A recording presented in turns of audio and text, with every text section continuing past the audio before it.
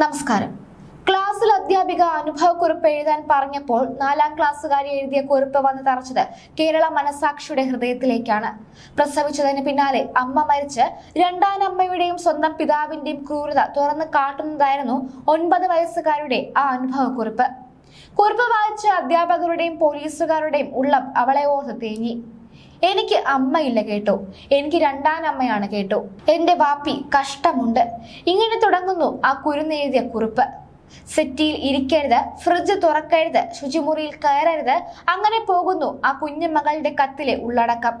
പിതാവും 2ാം അമ്മയും ചേർന്ന് അടിച്ചു തിണർപ്പിച്ച കവിളിലൂടെ കണ്ണീരൊഴുകിക്കൊണ്ടായിരുന്നു അവൾ ആ കത്തെഴുതിയത്. മറ്റു കുട്ടികൾ അച്ഛനും അമ്മയും നൽകിയ സമ്മാനത്തെക്കുറിച്ചും സ്നേഹത്തെക്കുറിച്ചും അനുഭവക്കുറിപ്പിൽ വാചാലമായപ്പോഴാണ് അവൾ തേങ്ങലോടെ താൻ വീട്ടിൽ അനുഭവിക്കുന്ന സമാനതകളില്ലാത്ത പീഡനത്തെക്കുറിച്ച് തുറന്നെഴുതുന്നത്. അൻസാറിന്റെ കുടുംബത്തിൽ കഴിഞ്ഞിരുന്ന ഇവർ 2 മാസം മുൻപാണ് പുതിയ വീട്ടിലേക്ക് മാറിയത്. സെറ്റിൽ ഇരിക്കരുത്, ശുചിമുറിയിൽ കയറരുത്, ഫ്രിഡ്ജ് തുറക്കരുത് തുടങ്ങി നിറയെ വിലക്കുകൾ ഉള്ളതായിരുന്നു പുതിയ വീടെന്നും തന്നെ പിതൃമാതാവിനൊപ്പം വിടണമെന്നും പഴയ വീട്ടിൽ താമസിച്ചാൽ മതിയെന്നും കുറിപ്പിലും നേരിട്ടും ആ കുഞ്ഞ് കേണു പറയുന്നു. അടികൊണ്ട് വിങ്ങിച്ചോര തിണർത്ത കവിളുമായാണ് ആ കുരുന്ന് തന്റെ കുറിപ്പ് എഴുതി തീർത്തത്. നോട്ട്ബുക്ക് പരിശോധിച്ചപ്പോൾ കരയാതെ വായിക്കാൻ കഴിയാത്ത 3 പേജുള്ള കുറിപ്പും കണ്ടു. 1 വർഷമായി തുടരുന്ന ക്രൂരപീഡനത്തിന്റെ ചുരുക്കമേ അതിലുള്ളൂ. കുട്ടിയെ പ്രസവിച്ച് 7ാം ദിവസം മാതാവ് തസ്നി മരിച്ചതിനെ തുടർന്ന് അൻസാറിന്റെ മാതാപിതാക്കളാണ് വളർത്തിയത്. 5 വർഷം മുൻപ് അൻസാർ മാതൃ സഹോദരന്റെ മകൾ ഷെബീനയെ വിവാഹം ചെയ്തു. ഇവർക്ക് 4 വയസ്സുള്ള മകനുമുണ്ട്.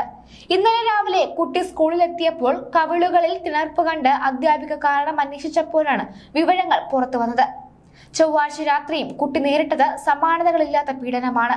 ഒന്നുറങ്ങാൻ പോലും ആവാതെ അവൾ രാത്രി മുഴുവനും കരഞ്ഞിരുന്നു. പിറ്റേ ദിവസം സ്കൂളിൽ എത്തിയപ്പോഴാണ് ടീച്ചർ പറഞ്ഞത് അനുസരിച്ച് അനുഭവക്കുറിപ്പ് എഴുതുന്നത്. കത്ത് വായിച്ച സ്കൂൾ അധികൃതർ സംഭവം പോലീസിൽ അറിയിച്ചു. പോലീസ് എത്തിയപ്പോഴേക്കും പ്രതികളായ പാലമേൽ, കഞ്ചുകോട്, പൂവണംതടയിൽ, കിഴക്കേതിൽ അൻസാറും ഭാര്യ ഷെബീനയും ഒളിവിൽ പോയി. ഇരുവർക്കുമെതിരെ കേസെടുത്തിട്ടുണ്ട്.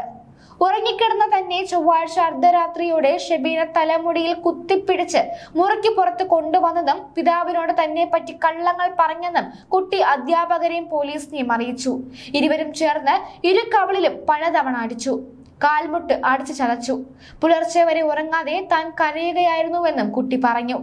അൻസാർ വിവിധ സ്റ്റേഷനുകളിൽ ക്രിമിനൽ കേസുകളിൽ പ്രതിയാണെന്ന് നൂറനാട് പോലീസ് പറഞ്ഞു.